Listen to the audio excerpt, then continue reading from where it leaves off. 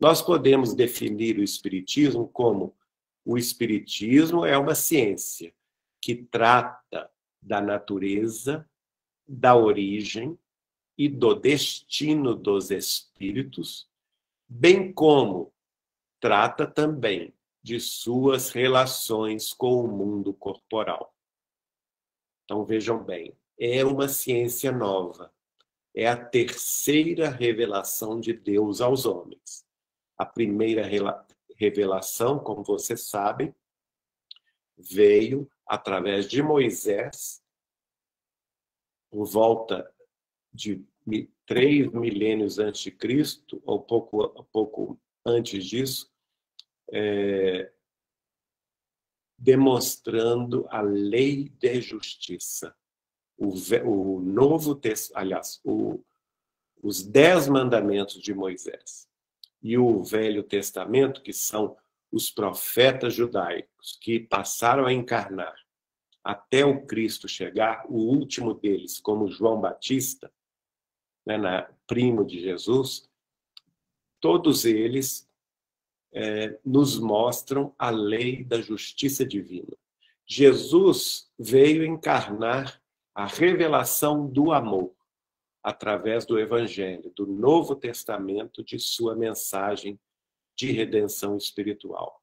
Mas ele havia prometido ao mundo um outro Consolador, que haveria de nos fazer lembrar de tudo quanto ele, Jesus, havia dito e nos faria também a explicação, a explanação e o esclarecimento sobre todas as coisas.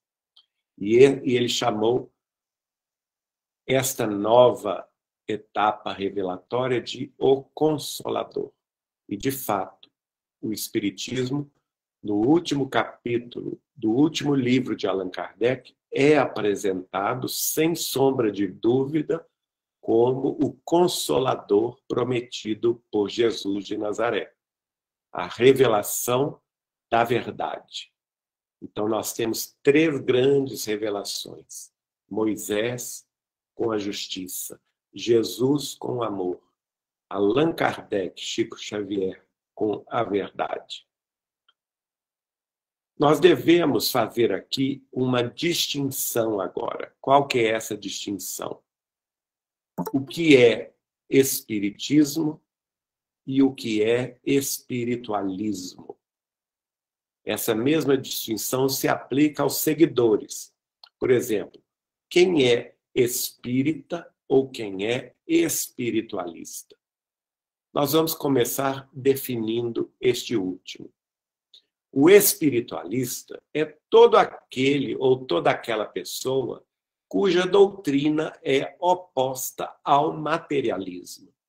Então, o materialismo, nós sabemos, é a doutrina que é a matéria que vale, não existe nada além da matéria, e são, naturalmente, doutrinas seguidas pelos chamados ateus ou até mesmo os chamados agnósticos. Tudo que se opõe ao materialismo, que dá relevância à sobrevivência da alma após a morte do corpo, à existência de uma vida futura, à ascendência do valor espiritual sobre o material, são, então, doutrinas espiritualistas. E o espiritualista é todo aquele que segue uma doutrina espiritualista. Então, vocês aí da Umbanda cristã são espiritualistas porque vocês creem na sobrevivência dos homens, das mulheres, depois da morte do corpo. Vocês creem na existência dos espíritos desencarnados e vocês praticam a mediunidade, o contato dos espíritos desencarnados conosco aqui na Terra. E seguem uma doutrina que também tem suas consequências morais. A mesma coisa o católico também crê na vida futura, porque a doutrina católica prevê que existe o céu, o inferno e o purgatório.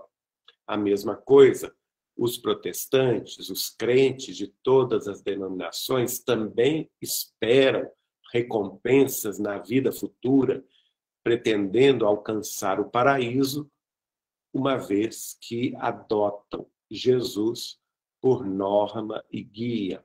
Os budistas, no Oriente, também, através da meditação e do autoconhecimento, buscam o nirvana, assim como os hinduístas, os zoroastristas, os maometanos ou muçulmanos, que também esperam o paraíso. E todas as doutrinas religiosas, portanto, são doutrinas espiritualistas. Mas o fato de serem espiritualistas não se confunde, por exemplo, com a doutrina espírita, porque a doutrina espírita é aquela que foi codificada por Allan Kardec em França no século XIX e exemplificada no Brasil no século XX e início do século XXI pelo próprio Allan Kardec reencarnado na pessoa de Chico Xavier, nosso amado Francisco Cândido Xavier. Portanto, nós temos que fazer essa distinção. Agora, vamos fazer uma outra reflexão. Todas as religiões espiritualistas lidam de uma forma ou de outra com a mediunidade, correto? Nós, espíritas cristãos, temos reuniões mediúnicas específicas. Por exemplo, reuniões de psicografia, como Chico Xavier tinha em Pedro Leopoldo e Uberaba. Reuniões de desobsessão, de tratamento dos espíritos desencarnados, perturbados espiritualmente. Outros tipos de reuniões, como tratamentos, curas, em que se aplicam energias como passe magnético ou passe espiritual, a água fluidificada, não é? A oração, a mentalização do bem, e assim sucessivamente. Outras escolas religiosas também têm as suas mediunidades. Por exemplo, no catolicismo, nós vamos ver médiuns vendo aparições de espíritos elevados, como as tais aparições de Nossa Senhora em diversas cidades do mundo, não é? Então tem a Nossa Senhora de Fátima, que foi a Nossa Senhora que apareceu em Fátima, vista pelos 3 meninos de Fátima. A mesma coisa em Lourdes, e assim sucessivamente. Isso é o quê? Manifestações mediúnicas dentro do catolicismo. Dentro do protestantismo, a mesma coisa.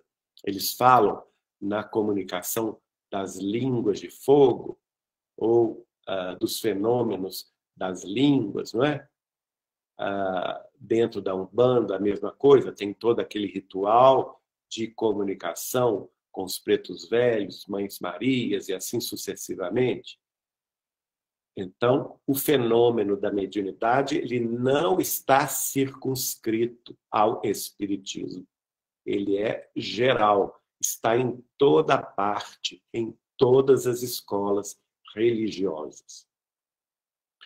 Então, essas manifestações mediúnicas, nós deveremos ter, ou nos cabe, a prudência de distinguir o que é bom e do que não é bom.